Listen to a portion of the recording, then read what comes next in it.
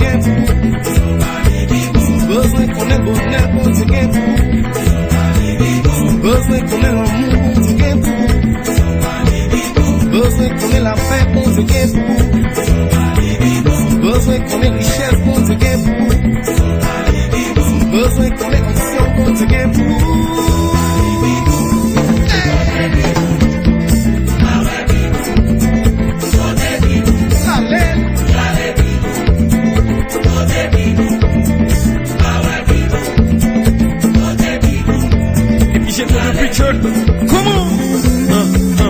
Chaque matin, levé, moi les vite, moi. Nous connaissons promesse, moi c'est 15 vides, moi. À la haine public, pour contacter dans Bible, ça. Chaque chant, écoute des paroles là, et ou même si papa, pour qui se bat les Bibles, là, c'est là qui est la joie, c'est là qui est la victoire, depuis cette révélation.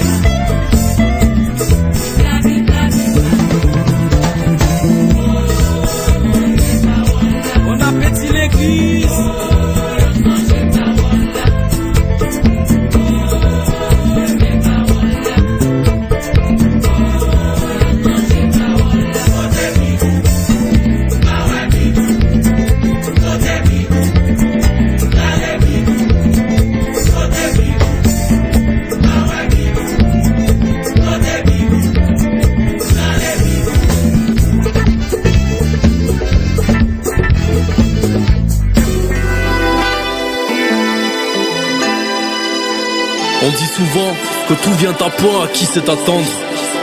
Mais qui nous a appris à part l'attente elle-même? J'ai souvent tout gâché car trop pressé. La patience est devenue mon ami. La patience est devenue mon allié. Un arrêt, ma chance quand on monte s'acharne m'allier. T'as charrié ma danse seule, je me faisais cavalier. Contrarié ma chance, ça finit avec les mailliers. Je cherche les mots pour retrouver courage. Comme dirait mamie, patience et longueur de temps font plus que force, plus que rage. Je fais des chèques en déception, ponctué par quelques joies et chèques en réception. Toujours à sec, oui souvent à court de maille. J'ai fait la bourde gars et j'ai tiré la courte paille. Des coups de paille de pression et ma foi est mise à mal. J'y crois plus, j'attends le coup d'épée comme Isaac. Partout ça cogne, comme les croisades de Pisa. Accra la paix impossible comme le bar, ça menait 10 à 4. Y'a plus de héros heureuse barre, jette son masque et plie sa cape. Donne-moi la patience ici, sous la pluie ça craque. Calme mes nerfs, mon Dieu, je perds patience. À fleur de peau, ma tranquillité est vacillante. Éclaire-moi de ta science, celle de la sagesse. Accorde-moi l'endurance dans ma course, pas la vitesse. Calme mes nerfs, mon Dieu, je perds patience. À fleur de peau, ma tranquillité est vacillante. Éclaire-moi de ta science, celle de la sagesse. Accorde-moi l'endurance dans ma course, pas la vitesse. Révélation, patience, loin des yeux quand l'amour se prouve dans l'attente et la distance. Et les choses sont ainsi, Chronos avance à son rythme. Le temps est affaire que nul homme ne dicte. De l'échelle de l'éphémère transposée à l'infini. Que du mal Yahweh me préserve et qu'il guide ma vie. Car elle se construit de tout temps. Entre le soleil de mes victoires et la pluie de mes tourments. entre révélation et élévation.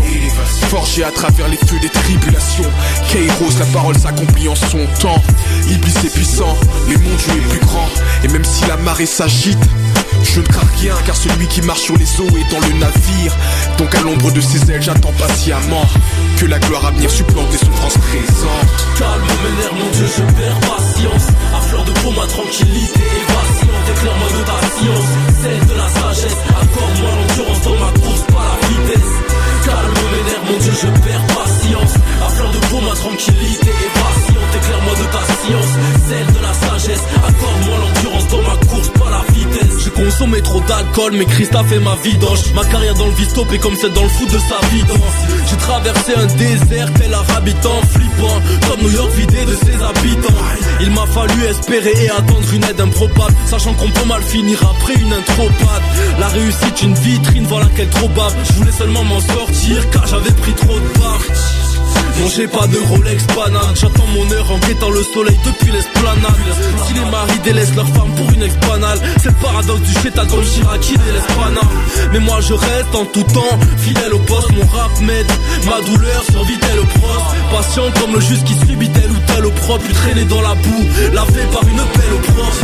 Calme mes nerfs, mon Dieu, je perds patience. À fleur de peau, ma tranquillité est vacillante. Éclaire-moi de ta science, celle de la sagesse. Accorde-moi l'endurance dans ma course, pas la vitesse.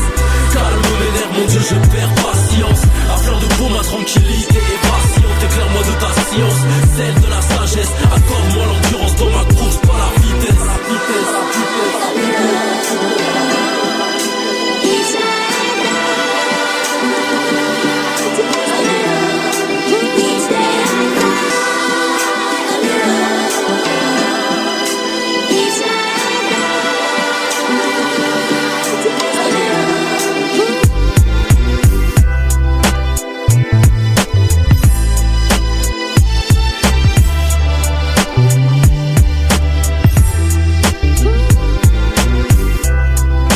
De Jésus-Christ selon Luc, chapitre 1. Certains ont vu depuis le début ce que Dieu a fait chez nous. Ensuite, ils ont annoncé sa parole. Puis, ils nous ont raconté tout cela et beaucoup d'entre nous ont commencé à en écrire l'histoire. Alors, je me suis renseigné avec soin sur tout ce qui s'est passé depuis le début et j'ai décidé, moi aussi, d'écrire un récit bien composé. Je fais cela pour toi, très cher Théophile. Ainsi, tu pourras voir que tu as reçu des enseignements solides. Au moment où Hérode le Grand est roi de Judée,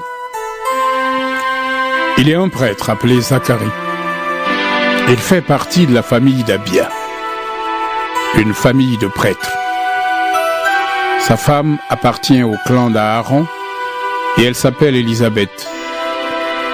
Tous les deux sont justes devant Dieu. Ils obéissent parfaitement aux lois et aux commandements du Seigneur. Ils n'ont pas d'enfants parce qu'Élisabeth ne peut pas en avoir et ils sont déjà vieux tous les deux. Un jour, Zacharie fait son travail de prêtre dans le temple de Dieu parce que c'est le tour de sa famille. Selon la coutume des prêtres, on choisit quelqu'un pour entrer dans le lieu saint du Seigneur. Et ce jour-là, c'est Zacharie qui entre pour offrir l'encens. Tout le peuple de Dieu prie dehors au moment où on brûle l'encens.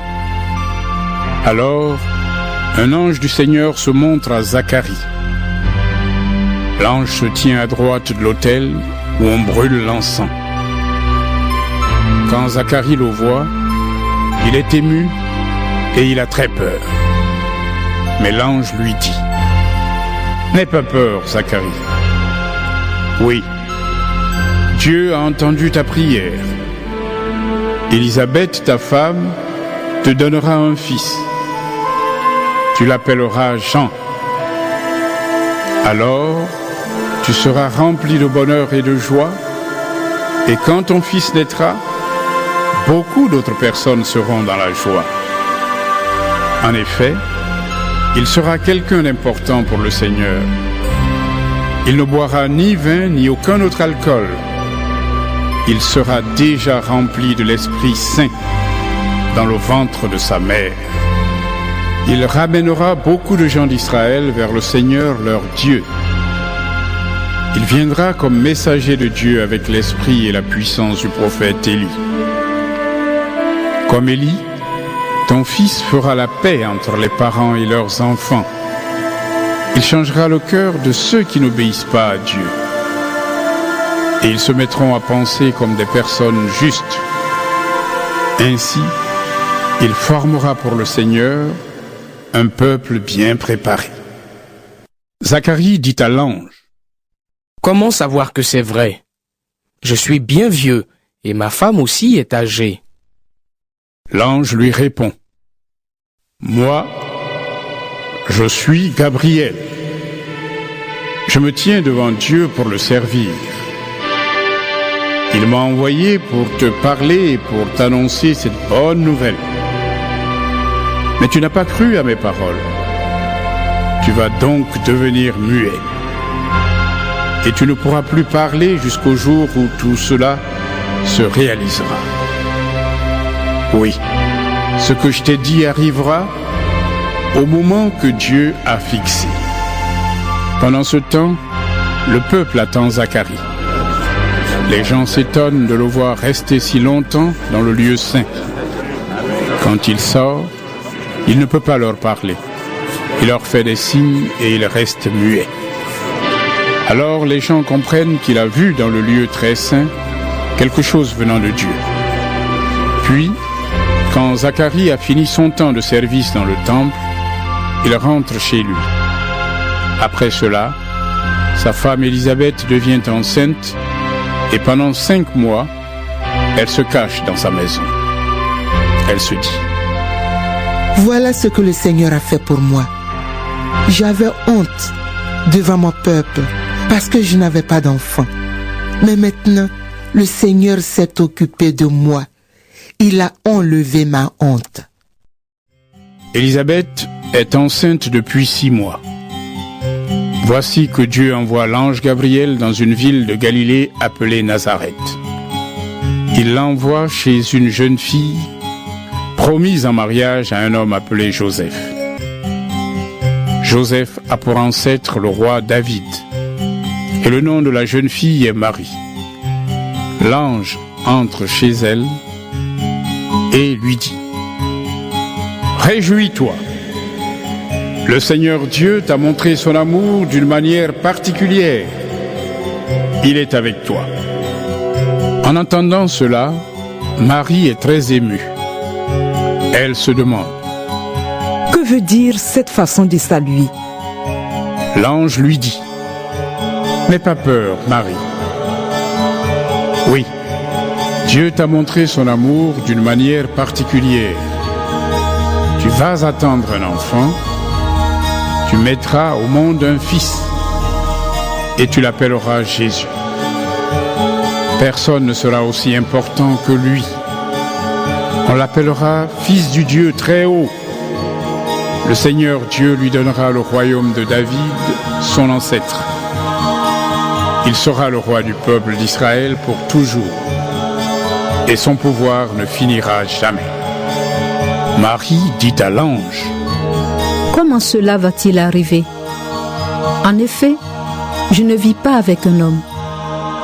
L'ange lui répond: L'Esprit Saint viendra sur toi, et la puissance du Dieu très haut te couvrira comme l'ombre. C'est pourquoi l'enfant qui va naître sera saint, et on l'appellera Fils de Dieu. Écoute, Élisabeth, qui est de ta famille, elle aussi est enceinte et elle aura un fils. Pourtant, elle est vieille. On disait qu'elle ne pouvait pas avoir d'enfant. Et maintenant, elle est enceinte depuis 6 mois. Non, rien n'est impossible pour Dieu. Marie répond: Je suis la servante du Seigneur. Que Dieu fasse pour moi ce que tu as dit. Alors, l'ange la quitte. Peu de temps après, Marie s'en va. Elle marche vite vers les montagnes.